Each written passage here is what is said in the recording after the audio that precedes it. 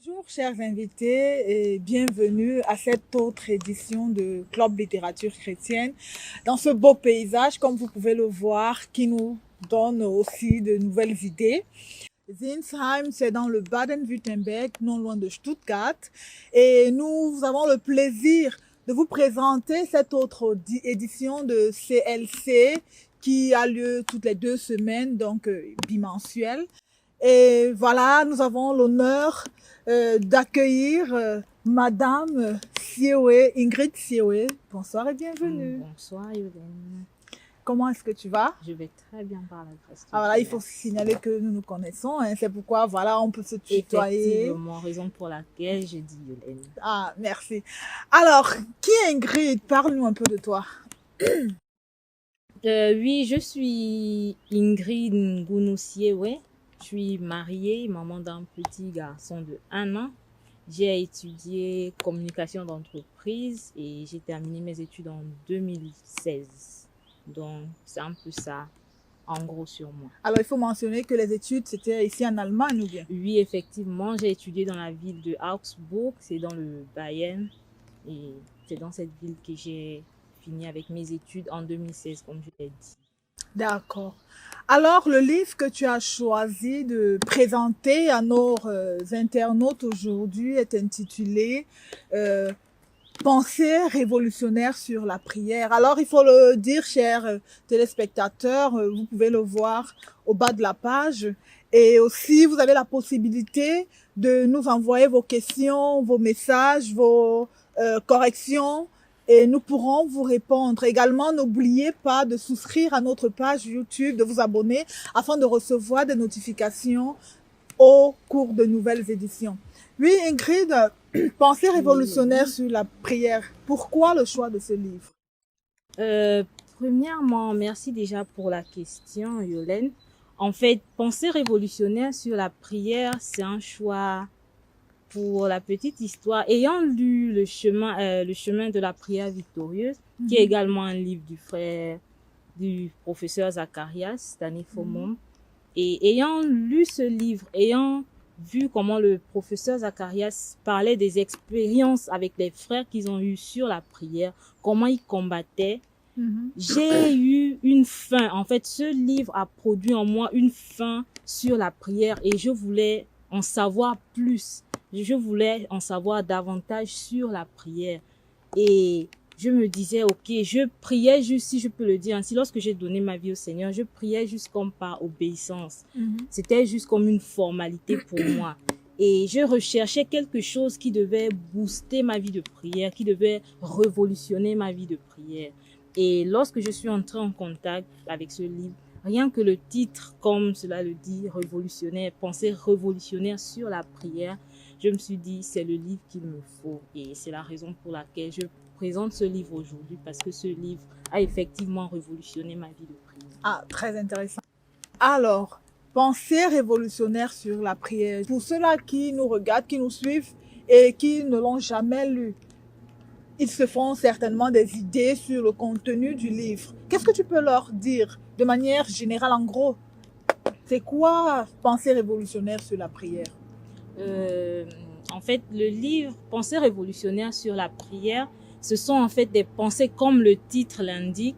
Ce sont des pensées en fait que le professeur Zacharias a eu à mettre sur écrit pendant ces moments de prière, des révélations qu'il a reçues du Seigneur Jésus-Christ pendant ces moments de prière seul, pendant les moments de prière avec des bien-aimés et pendant qu'il enseignait également sur la prière. Ce sont des révélations, des pensées qu'il a reçues du Seigneur et qu'il a eu à mettre sur écrit. Et l'autre chose qu'il faut signaler également, c'est que ces pensées ont été écrites lors des différents voyages que le professeur Zacharias a eu à effectuer entre 1990 et 2000. Donc, durant cette période, donc entre 1990 et 2000, il a eu à effectuer différents voyages comme au Gabon, à Abidjan, au Mali, bref, dans différents pays et également à l'intérieur du Cameroun. Donc, c'est durant ces différents voyages qu'il a eu à écrire ses pensées, ses révélations qu'il a reçues du Seigneur.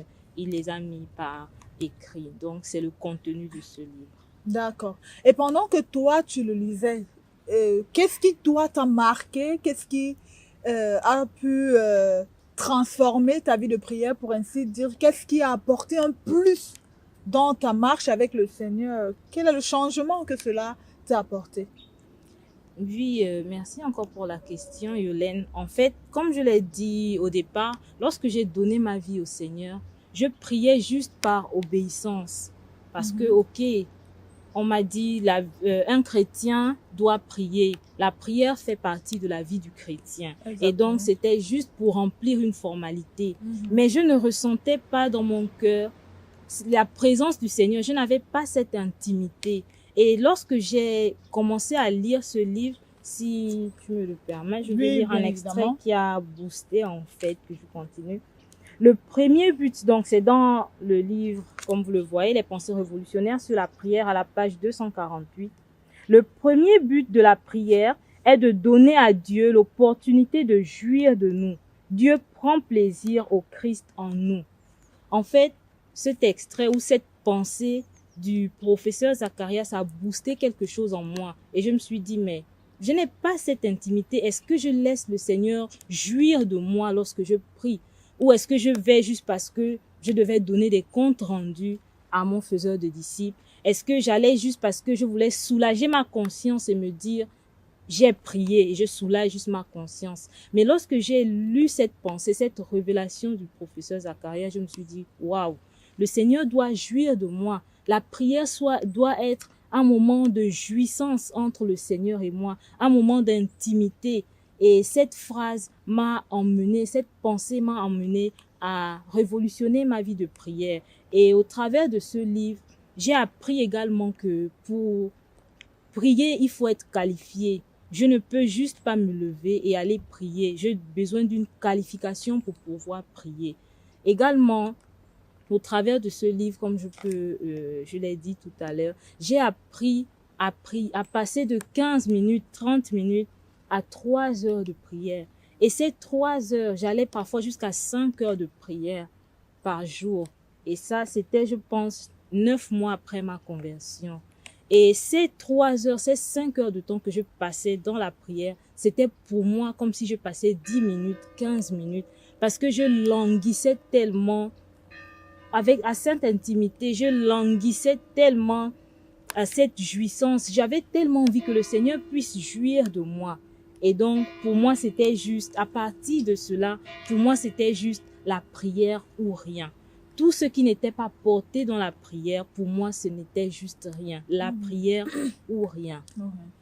Oui, tu as dit quelque chose qui m'a un peu marqué et interpellé. Oui, tu as parlé du fait d'être qualifié à prier. Cela signifie que on peut soit être de la même manière que l'on est qualifié à prier, on peut aussi être disqualifié au point où Dieu ne pourrait nous écouter ou nous exaucer. Comment est-ce que tu peux nous expliquer cela encore plus profondément? Oui, avant de répondre directement à ta question, Yolène, j'aimerais en fait premièrement dire que pour moi d'abord, la prière en fait c'est ce commandement du Seigneur auquel nous devons nous soumettre avec discipline et rigueur. Et le Seigneur Jésus-Christ lui-même nous a montré l'exemple pendant comment il priait de manière permanente. Et le secret pour une vie chrétienne victorieuse, c'est la prière. Et comme tu l'as dit tout à l'heure, on peut être qualifié et disqualifié pour la prière. Nous pouvons lire dans la parole du Seigneur, dans le livre de Jean chapitre 9 au verset 31, que le Seigneur n'exauce pas les pécheurs, mais ceux-là qui l'honorent, qui effectivement, si ma vie n'est pas agréable aux yeux du Seigneur, si je n'ai pas une vie qui plaît au Seigneur, il ne peut pas m'exaucer parce que le Seigneur est juste et il est fidèle. Il ne peut pas se contredire dans sa parole. S'il dit dans sa parole qu'il n'exauce pas les pécheurs, si dans ma vie j'ai un péché, peu importe le péché, moindre, aussi moindre qu'il soit, le Seigneur ne peut pas m'exaucer. Et la seconde chose que je dirais également, je dois me rassurer que lorsque je vais dans la présence du Seigneur, je vais également me présenter devant le Seigneur, comme je disais au début, avec ce languissement. Je ne vais pas parce que, Seigneur, j'ai besoin juste que toi, tu fasses quelque chose pour moi. Mais je veux également t'écouter. Je veux que tu jouisses pleinement de moi. Donc, ce sont les différentes expériences que j'ai eues. Et si vous me le permettez, je vais encore ajouter, c'est au travers de ce livre que j'ai appris à avoir des nuits de prière seule, à faire des croisades de prière seule. Pour la petite histoire, en fait, quelques mois après avoir cru, j'ai ma maman qui a eu un AVC et elle a fait 10 mois malade. Et pendant cette période, je venais de croire, ça faisait, je crois, 3 mois, je venais de croire. Et j'étais tellement troublée parce que je me sentais faible. Je n'arrivais pas à prier. Pour moi, je me disais, je viens de croire, je peux pas prier pour elle. Et j'allais à chaque fois supplier les dirigeants, les anciens de l'église pour qu'ils viennent prier pour ma maman.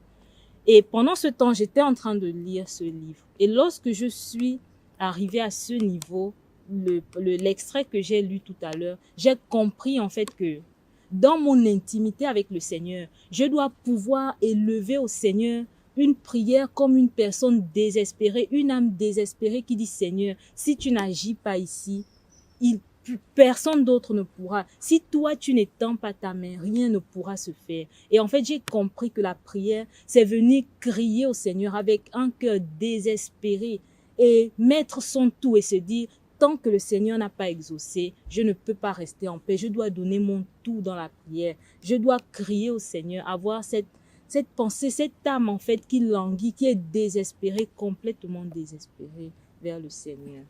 Alors cela signifie à t'écouter que pendant mes moments de prière, je dois en fait focaliser mon être, je dois mettre mon être entier dans cet exercice actuel de la prière. C'est-à-dire toutes mes pensées, toutes mes forces, mon énergie, mon âme, tout doit être concentré là et me donner entièrement afin que le Seigneur puisse jouir totalement de moi en ce moment de prière, pas juste, voilà, comme des paroles en l'air, juste jeter des paroles sans même les mesurer. Donc, je dois donner la possibilité au Seigneur de jouir de moi, de m'écouter et également de vivre ce que je suis en train de dire.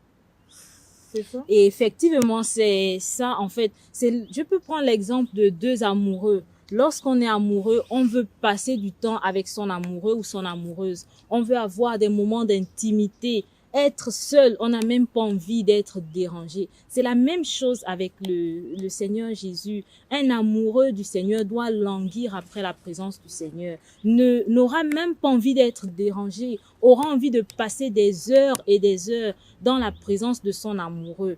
Donc, un amoureux du Seigneur, c'est celui-là il veut juste passer du temps avec le Seigneur. Il n'a pas envie que peu importe, même la faim ne doit pas venir te dire, OK, ici j'ai faim.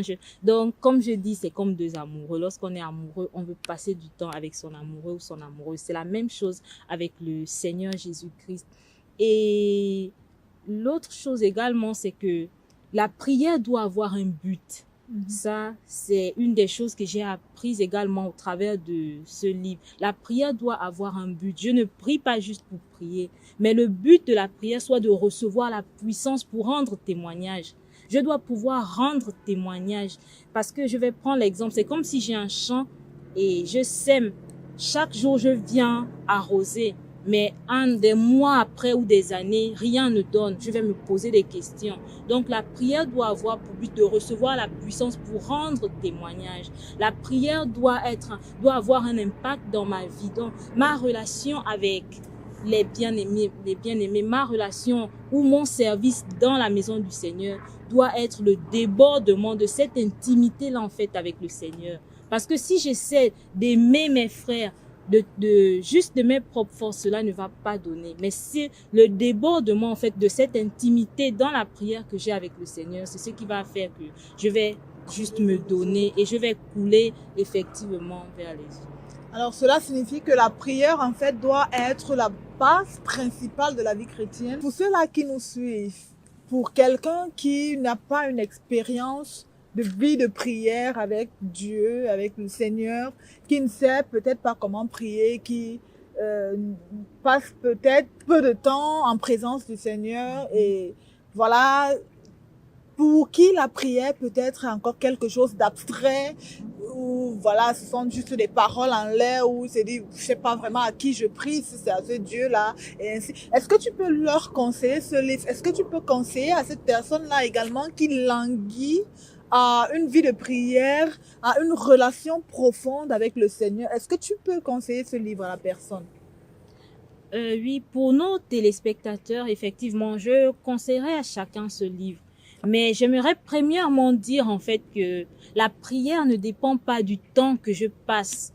Il ne s'agit pas de passer 5 heures de temps dans la prière. Il ne s'agit pas de passer 1 heure de temps. Mais le plus important, c'est la profondeur de cette intimité, la profondeur de cet échange entre le Seigneur et moi. Est-ce que je veux que le Seigneur puisse jouir de moi? Donc, je conseille aux téléspectateurs vivement de lire ce livre. Au travers de ce livre, tu sauras, est-ce que tu es qualifié pour pouvoir prier? Comment être qualifié? C'est quoi la prière? Comment prier? Comment intercéder? Comment commencer une croisade de prière ou une nuit de prière? Donc, je conseillerais à chacun de vivement lire ce livre. Merci Ingrid, vraiment merci, ce fut un immense plaisir de t'avoir et vraiment c'était très enrichissant. Et je pense que voilà, le livre a été assez décortiqué et nous invitons toute personne qui aimerait l'avoir à nous contacter si elle ne sait comment se procurer une copie. Évidemment, nous en avons. Et également, avant de mettre un terme à cette émission, avant de nous dire au revoir, nous aimerions encore rappeler à nos internautes que pour toute question, pour toute remarque, elle est la bienvenue. Donc, vous pouvez tout simplement l'écrire dans la rubrique commentaires et surtout, très important, n'oubliez pas de souscrire à notre page, à vous abonner à cette page YouTube et nous serons très ravis de savoir que nous sommes suivis et vous aurez des notifications à chaque fois qu'il y aura une nouvelle émission. Alors Ingrid, nous allons nous dire au revoir. Merci beaucoup d'avoir accepté cette interview, surtout dans ce beau paysage vraiment très agréable. Ce fut un réel plaisir. Le plaisir les partage. Merci beaucoup. Alors, chers internautes, à très bientôt.